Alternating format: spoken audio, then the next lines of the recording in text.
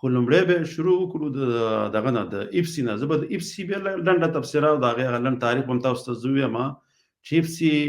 انګریزانو ولې جوړ کړه، د څه لپاره یې جوړه کړه. خو لومړی تاسو سره دغه ویډیو شریکوم چې دغه د اف سي شوله یا ایسار شوله یا د پاکستان اسټبلیشمنټ شو، دوی څنګه پښتانه وژني. نو اول یې له کورونو وباسي، په زوره باندې ویسي،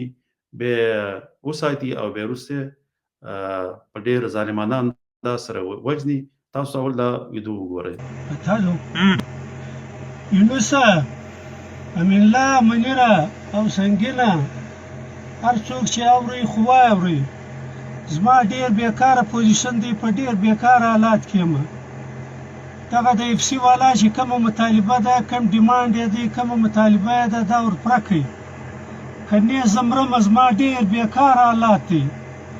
نه مې شپه تېرېږي نه مې ورځ تېرېږي، نه معلومه ده چې شپه ده که ورځ ده،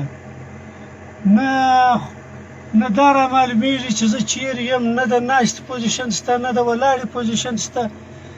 بیخي په بیکاره حالات کې یم، ډېر بیکاره پوزیشن مې دی. که نه زه مرمه خو د دا خلکو مطالبه ور حل کړي.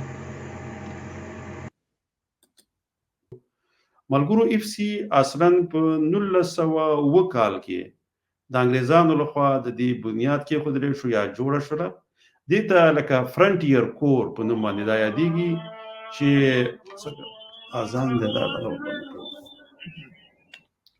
دا د فرنټیر کور په نوم باندې یادېږي، نه سرحدي اردو، د سرحدي اردو په نوم باندې یادېږي، چې دا د یو انګریز لخوا دا په هغه وخت کې په 1909 کال کې جوړه شوله، چې دا انګریز نوم و لارډ کرزن. دا هغې جوړه کړې وه او دا یې د څه د خاطره جوړه کړې وه؟ دا دې په خاطر جوړه کړې وه چې دغه کوم قبایلو کې به کوم پاڅونونه کېدل د انګریزانو په ضد باندې، یا د افغانستان سره دغه کومه اړیکه چې په هغه وخت کې دوی جوړه کړه، نو په دغه ځای کې به دوی نه به استفاده کوله او دا به د مسلمانانو خلاف باندې همدا اف سی استعمالوله او په دې باندې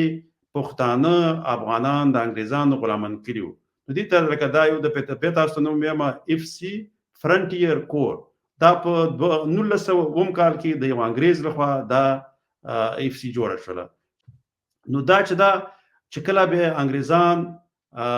د پاکستان څخه لاړ او هند او پاکستان جوړ شولو، نو دا اف سی دا پنجاب ته حواله کړه چې د دې په واسطه باندې به دا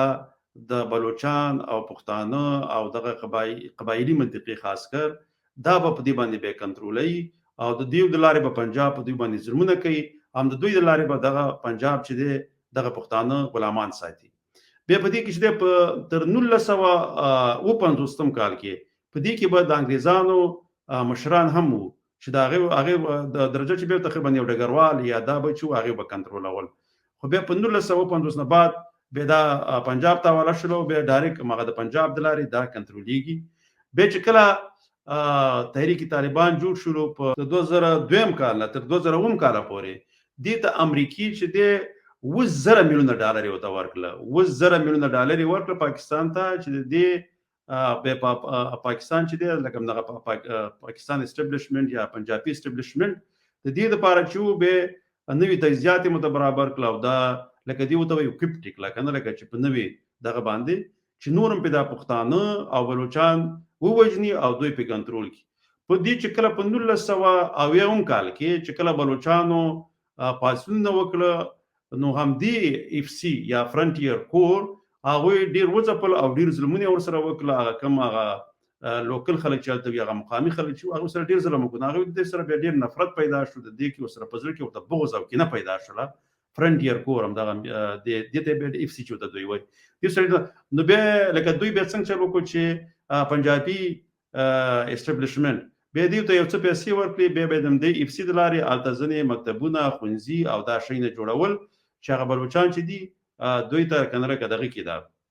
د دوی زړونه ورته پاکي. دې ته بیا هلته په دې کې بیا ځینې سب ډیویژنونه وشول، دې نه بیا نور هم پکې جوړ شولو چې ځینې د سکاوټس وایي، قلات سکاوټس په نوم باندې یادېږي او سی بي سکاوټس او دا سکاوټونه یې جوړ کړه. اوس د اف سی تعداد په 2015 کال پورې د امریکې په ډالرو باندې دوی تعداد تقریبا 100,000 نفر و، 100,000 نه 1 لک نه، اوس چې هغه ځای کې ما لوستل دغه دومره تعداد دی. دا یوه اجیره دغه د اف سی ده د پنجاب د کنټرولېږي، هغې ورته پیسې ورکوي ځکه اول لکه انګریزانو په هغه منطقه کې داسې غربت راوستو دا جوړه کړه نو په هغه وخت کې انګریزانو استعمالوله چې پښتانه پرې غلامان کړي په پښتنو او بلوچو باندې ظلم وکړي په قبایلو باندې ظلم وکړي بیا چې هغه لاره بیا د پنجاب ته حواله کړه اوس راسن د پنجاب د لارې کنټرولېږي اوس هم په دغه پښتانه بلوچ دا په وجني او د دیو د پاره ده ځکه دوی کوم بل خاص دغه د پاره دان نه د ساتل په خاطر ساتل ده چې دغه ځای کې کله پښتانه خپل غواړي هم د دې افسید لارې هغه ځپل کیږي هغه وجل کیږي او هغه ته ضرر رسیږي نو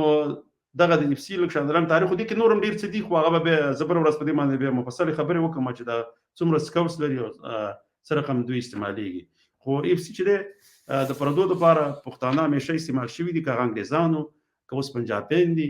او که مخکې د مغولو په وخت کې لکه د خوشحال خان خټک بابا لکه د دریو نسلونه هغه به د مغولو دغه به کوله دا هغه به دوی مقرر کړل او دوی به د هغه لپاره جګړې کولې او د پښتنو باندې به ظلم کوه د پښتنو خاوره به مغولو ته ورکوله اوس هم دوی دوی دي اوس چې دی لکه دوی چې د اوس چې دا کومه افسیده تا اوس هم هغه شی کوي چې پښتانه بلوچ د پنجاب په غلامۍ کې وساتي دي صرف په معاش باندې کار کوي یو عادي معاش ورکوي خو د کار نشته روزګار نشته دی بس دغه افسی چې دا د همدغه پنجاب لپاره کار کوي خپل پښتانه رانیسي په هغې ظلمونه هم کوي تختیم بېوهي بېټکوي او بس څه چې بیا د پنجاب بادار پرې څه حکم کوي هماغه شان ته بیا دوی ته سزا ورکوي دا شوله د افسی په باره کې انشاءالله تعالی په راتلونکي کې به زه په دې باندې بیا ډېرې تبصرې لرم زه په یو بل شی ما ځکه